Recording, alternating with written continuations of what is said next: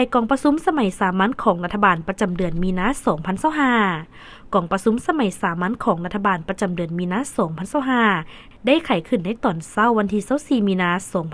2025ที่สำนักงานนายกรัฐมนตรี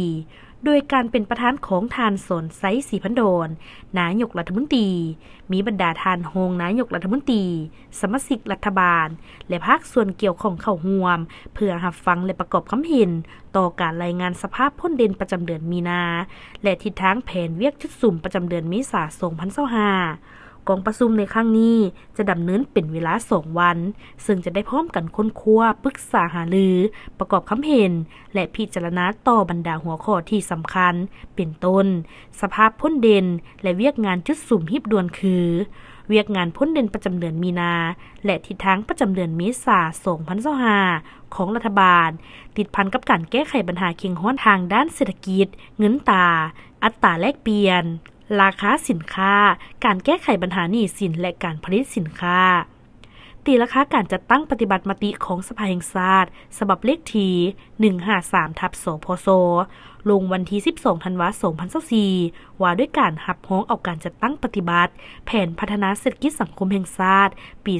2024และทิศทางแผนการลงทุนของรัฐปี 2025และมติฉบับเลขที่154/สพสลงวันที่12ธันวาคม 2024ว่าด้วยการจัดตั้งปฏิบัติแผนงบประมาณแห่งรัฐและแผนเงินตราปี 2024และทิศทางแผนการปี 2025และดำรัสฉบับเลขที่702/นยลงวันที่25ธันวาคม 2024ว่าด้วยการกำหนดหน้าเวียกและการแบ่งความรับผิดชอบในการจัดตั้งปฏิบัติแผนพัฒนาเศรษฐกิจสังคมแห่งชาติแผนงบประมาณแห่งรัฐและแผนเงินตราประจำปี 2025และแผนการแก้ไขผลการกวดกากดสอบประจำไตรมาส1ปี 2025และตีราคาประจำไตรมาส1ปี 2025เกี่ยวกับปัญหาที่ติดพันของเขตเวียกงานป้องกันความสงบห่างยุทธศาสตร์พัฒนาโทรคมนาคมและอินเทอร์เน็ตแห่งชาติ2026-2040ห่างยุทธศาสตร์และแผนดำเนินงานแห่งชาติด้านวิทยาศาสตร์เทคโนโลยีและนวัตกรรม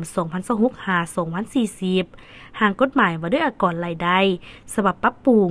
ห่างกฎหมายว่าด้วยป้ายห่างกฎหมายว่าด้วยยาและผลิตภัณฑ์การแพทย์ห่างกฎหมายว่าด้วยศุลประทานฉบับปรับปรุงและห่างกฎหมายว่าด้วยสามัญศึกษา